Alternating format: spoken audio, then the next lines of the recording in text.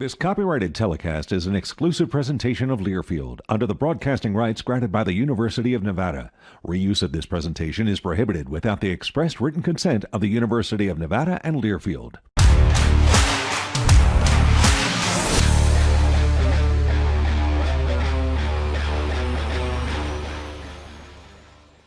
The Wolfpack football team heads west to the islands of Hawaii for a showdown against the Rainbow Warriors. We chat with head coach Jeff Choate after the game. Plus, we head over to the Reno-Sparks Convention Center to hear about the state-of-the-art track and field facility as construction is well underway. And we stop by Peccole Park to check in with the baseball team as they wrap up their fall ball schedule. Welcome inside our Champion Chevrolet studios. I'm your host this week, Shannon Kelly. The Nevada football team heads more than 2,500 miles away from the biggest little city to take on the Rainbow Warriors and former Pack assistant Timmy Chang, who's now at the helm of his alma mater. Let's check out some of the highlights.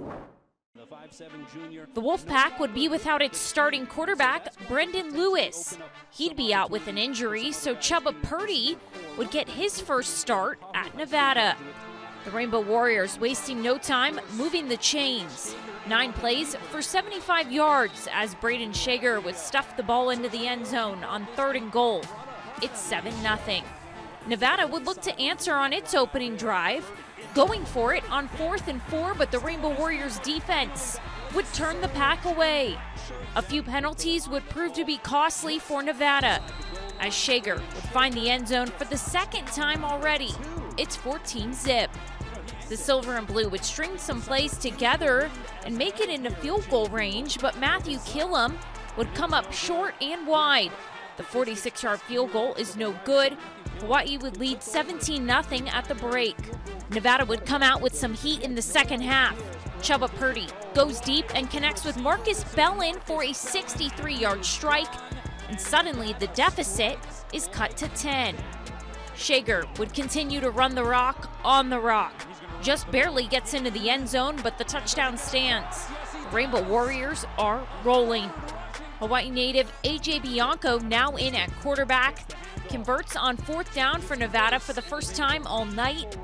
Then Bianco firing into the end zone connects with Bellin. Touchdown Truckee for the 2nd time on Saturday. It's 31-13. The Pack would fail to complete the 2-point conversion. Nevada would recover the onside kick right after the touchdown. So just when it appeared the Silver and Blue would be gaining some momentum, Purdy entering back into the game and connecting with Cortez Graham Jr. But the Rainbow Warriors would force a fumble right out of his hands.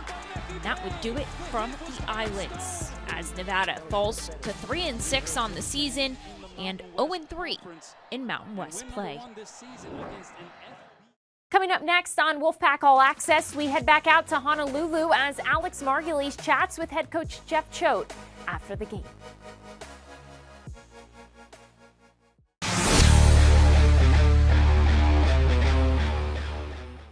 Purdy goes down the middle. Bellin's got it at the 30, and Bellin takes it to the house. Marcus Bellin, touchdown Nevada. 64 yards unofficially. Chubba Purdy. Welcome back to Wolfpack All Access, presented by Champion Chevrolet. Let's head out to the Clarence T.C. Ching Complex to hear from head coach Jeff Choate. Coach, you just came out of the locker room. Just your initial thoughts on this game. Yeah, we got our head handed to us on the island pretty good tonight. I think that there's several things that stick out. Number one, they not only won the time of possession, they outrushed us, and those two things are generally critical if we're going to have success. And they dominated both of those categories, and that was a problem for us. The penalties, we had 12 penalties for 108 yards. I couldn't tell you how many of those kept drives alive, but it was a decent amount. And so that's not a recipe for success for us. Obviously, I want to credit Coach Chang and the job that he did getting his team prepared. We did not do a very good job, obviously, having these guys ready to play tonight, and that's disappointing. You hope and pray that you're kind of making progress and you're getting closer and closer, and I really felt like we were, but tonight was a step back for us, and that's unfortunate. But that's part of the growing process, and we've got to clean up kind of a broken record. We got to clean up the penalty thing. When we've not penalized ourselves and we've outrushed the opponent and we control the time of possession, we usually have a chance to win a game in the fourth quarter. We did none of those things tonight, and the result was what the result was. You look at the rushing for Hawaii in this game, 242 yards. Not really something your defense has had this year where you've really gotten kind of gashed on the ground. What do you think it was about their run game that gave you guys so much frustration? Yeah, I think a lot of it was the quarterback run stuff. They did some things in the run game as far as reading things and pulling the ball with Schrager, which is not necessarily his game. And unfortunately, there was a number of times we were man-to-man where the post safety is responsible for him, and that's a long way for him to cap it off. And I think that was a nice adjustment and game plan that they made. You brought your team together at the start of the fourth quarter. I don't know if I've maybe seen you do that this season, but what was your message to the team at that point in the game of just trying to kind of rally them together for the final quarter? Well, number one was let's play with more poise and class, and number two was let's finish this thing, keep fighting. And I think that we did that. We were able to get a score in the fourth quarter. We were able to get a stop in the red zone after we didn't get the onside kick, and so. There comes a time sometimes where you got to take a deep breath and you got to kind of reset guys, and I think that was the moment for that. Was that a surprise for you too, in the fact that they were 6 for 6 in the red zone? It seemed to me that your defense has been pretty decent this year at being able to get red zone stops.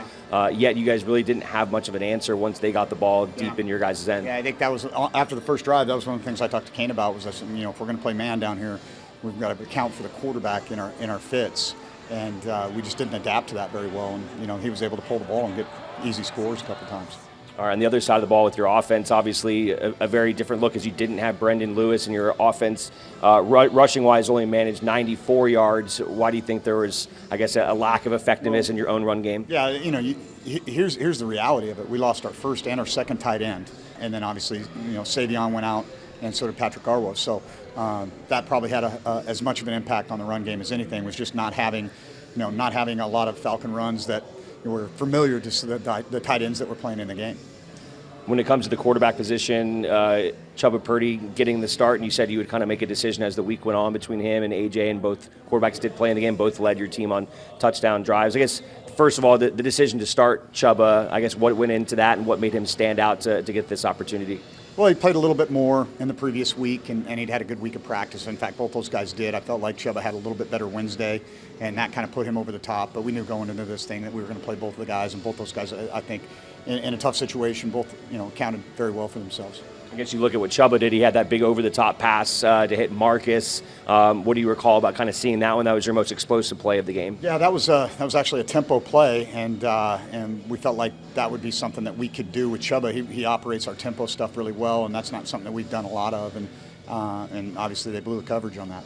I imagine you look at AJ's touchdown scoring drive, and there's not a ton of times you're going to have 15 plays to go down the field and score a touchdown, especially like you said, without your number one and number two runner. What impressed you about the way that he kind of led the offense on your longest drive, I think, of the season? Yeah, he did a good job taking what was available within the offense. He used his feet a couple times to keep drives alive, and played with good poise. And I thought our offensive line did a really good job. I mean, we gave up a couple sacks early in the game.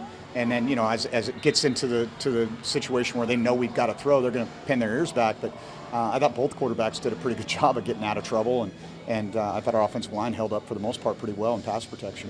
I know the game just ended, so you're going to have to kind of go and get reports from your medical staff, but they may have had their busiest week of the year. I actually don't recall ever seeing a game where that many guys were hurt. So obviously, not only was it a frustrating result on the field, but tough in terms of just injuries to your team. What do you know about where the kind of status of your team is right now? I know Mackey went out, Caden went out on the defensive line, so we were down a couple bodies there that are really impactful players for us there. And then, Chad Brown got ejected on the targeting, so you're down a corner. And then Cortez got hurt. Both the runners went down. It was kind of I thought our coaches actually, given the circumstances, we had 11 guys on the field every time, so that was some work to make sure, especially on special teams, with some of the guys coming in and out. And so they let us travel 74, and we used them all tonight. I guess you mentioned before just the penalties and not only the amount, but just the timing and the nature of those penalties. I know it's something you've been frustrated from all season long. I guess how does that kind of stick with you in this game? It's disappointing. It's disappointing because, we've spent a lot of time talking about those things. We've spent a lot of time trying to discipline those activities and helping these young guys grow. And I think that, there was maybe some imbalance to some of that. I thought there's plenty of chirping on both sides. There was plenty of holding on both sides. And I don't see that as a game where we should have twice as many penalties as the opponent, candidly. And so that's the nature of the beast. And, we've got to keep going, man. Got to keep going. I know this. I'm not going to let this setback define me as an individual, and we're not going to let it define our team. And, Colorado State's going to come to town, and they're going to be hungry for a win. And, we're going to have to go to work on Monday and get this thing squared away. As you get back to Reno and get a chance to kind of reset from this game, what do you feel like your message to the team will be? I got to watch the tape. The message that I'm going to give, I'm not going anywhere, man. I'm going to keep fighting. I'm going to keep coaching these guys, and they got to do their part by being open to that too. I'm not sure how much you've had a chance to see the Rams. I'm sure there's been a little bit of crossover film, but just kind of your early thoughts on what you've seen from Colorado State. Yeah, they're a little different than they have been in years past. I haven't watched them a lot, but just the identity of throwing the ball around and what Jay did here at Nevada and then what he'd done the first couple of years at Colorado State. They're more 12 personnel. They run the ball a lot more. They're a very good defensive football team. They're down their best receiver, and so that maybe changes their identity a little bit. They've got a good runner in number 25. That's kind of what I have seen from them on tape. Is there a different emotional nature when you have a situation like this? When you have a guy that was a head coach in Nevada and coached a lot of the players on your team. You just went through it a little bit here with Coach Chang, but now with Coach Norvell coming to Reno. I guess how do you handle that for you as a coach when you have that type of a situation? It's kind of unique. Yeah, I don't have any ties to this thing. I didn't have any ties to what was going on here with Hawaii tonight. I didn't have any ties last week. I don't have any ties to Jay. So for me personally, it's probably a better question to ask the players than it is to ask me. It's another game on the schedule. We got to get ready to go. Coach, we appreciate your time. Thank you. Thank you. Thanks, Alex and Coach Choate. Coming up next, we head out to Peccole Park to hear from head baseball coach Jake McKinley as the Pac's fall baseball season wraps up.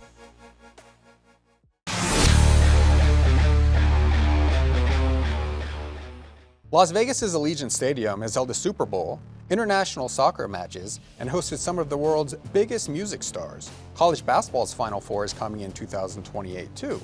But the first time the $1.9 billion stadium hosted fans for a sporting event was on Halloween 2020, when Nevada football ripped UNLV to claim the Fremont Canyon. The Wolfpack won that matchup 37-19 as Carson Strong threw for 350 yards and 2 touchdowns, with Romeo Dobbs catching 7 balls for 219 yards and a score. Due to COVID-19 restrictions, only 2,000 fans were in attendance inside the 65,000 seat capacity stadium. But no matter what major sports event Allegiant hosts in the future, Nevada fans will know Wolfpack football was the first team to score a victory before fans in that stadium, making history just 4 years ago. Welcome back. Fall ball just wrapped up for the baseball team against Okanagan College. Head coach Jake McKinley gives us an inside look at his new squad and what a game looks like through his eyes.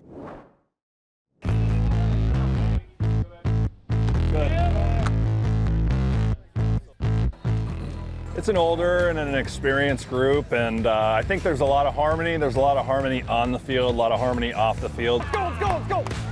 On the back, on the back, on the back, on the back. Right here. Good stuff. But just so many of these guys, they've been here for 3 years now, so I think they just understand the standards, understand what it means to be a good teammate, and what the expectations are on and off the field. So it's been a really low-maintenance group. I think talent is in a great spot. Let's go. Nice job, Wall. Hi, babe. So we're excited. Just any opportunity we can get against an outside opponent in the fall is good, because you play yourself in inter squads all the time, and it can get monotonous. So this is a great opportunity for us. Do it. Do it. Do it. Let's go. Let's go, baby. I've been really impressed with our freshman class, too. A couple local guys, actually, have been really good so far. Takeo Cervantes is a local freshman. He's been really good. He was a little bit banged up from a football injury when he first got back, but he's been a nice addition. Jack Helmholtz, Reno High School. He did redshirt last year, but he's really been hitting this fall. But other freshmen, too. Peyton Dixon, he'll be our starting pitcher today, is the pitcher of the year out in Hawaii for high school. So he's been really good so far as well. Are you bringing the chatter today? You gonna chatter? Yeah. Yeah. I'd say so far, Jun-Hyuk Kwon. So he's from South Korea. He's done a great job learning English, but he's definitely a guy that kind of like keeps it light around here. Michael Ball, obviously who's back from last year, does a good job of, bringing a little bit of crazy into the dugout. You always need a little bit of crazy. What a rave review by you.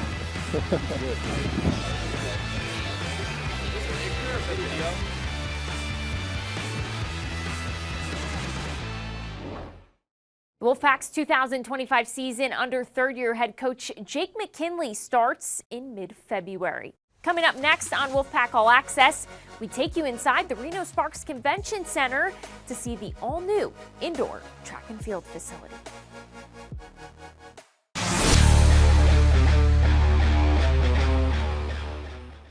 Hi, I'm Audrey Bull. I'm from Nevada Swim and Dive, and I'll be answering 5 questions. I'm from Redding, California. My favorite swimmer, probably Tori Husk. Cats, definitely. Pre-meet music, definitely anything early 2000s or anything by Rihanna. Favorite thing about Reno is I love how the community supports athletics and the school and everything that has to do with the Wolfpack. Welcome back to Wolfpack All Access, presented by Champion Chevrolet. We recently stopped by the Reno-Sparks Convention Center to hear about Nevada's brand new state-of-the-art indoor track, which hails from Italy. From the early 1990s until 2007, the Bill Cosby Indoor Track Facility was housed inside the Livestock Event Center. Now, 17 years later, the biggest little city will welcome a brand new $5 million indoor track, thanks to the Reno-Sparks Convention and Visitors Authority. We are a track and field city. Hard to imagine, right? With the Reno games that were here and world-class athletes that came here, and 3 world records being broke here back in those days. And now that was a wood track. This is a rubberized, state-of-the-art track, the surface that's used in the Olympics. Created in Alba, Italy, the entire project took roughly 1,600 hours to build from scratch. The sand, just for the long and triple jump hits, 24 tons of sand. The weight of the track, just the oval itself, 265,000 pounds, 6,338 components to help build this track. Tightly packed into 12 cargo containers, each takes about 3 weeks to arrive. Being shipped through the Strait of Gibraltar, through the Panama Canal to Oakland, and then being trucked to Reno. With the help of 6 Italians from the track's creator, Mondo, the finished product takes about 10 weeks, or more than 2,600 hours to complete, once inside the convention center. We start putting the rubber down on November 4th, and that takes about a 3-week process. We'll paint the track for a week, that's the last week of November, and we'll be ready to go first week of December for big time meets and introductions and opening ceremonies and the whole 9 yards. While the University of Nevada will break in the new track, they aren't the only ones who will benefit from this transformational project. We're talking about youth all the way through masters, and so it's not just the NCAA and the University of Nevada putting on world-class meets. It's going to be the Pacific Association, which is the largest group under the USA Track and Field umbrella. It will be the 4th indoor track on the West Coast and can hold 1,200 spectators, bringing in additional revenue to Reno from November through March. Only Albuquerque really uses their track as a tourism draw for competition and rim nights and economic impact. So that was definitely something that was attractive to us. In year 1, we're anticipating anywhere from 15 to 20,000 room nights. Year 5, we're forecasting north of 50,000 room nights. Visiting teams are going to come here and they're going to look back, and when they depart, go, wow, that was a first-class event in a first-class facility, and as a family, we got to have a whole lot of fun in the Truckee Meadows. For Wolfpack All Access, I'm Shannon Kelly. The facility is expected to host a ribbon-cutting ceremony in early December ahead of the Silver State Invitational, which will mark the Wolfpack's first meet on its new surface in early December. We'll wrap up tonight's show after this short break.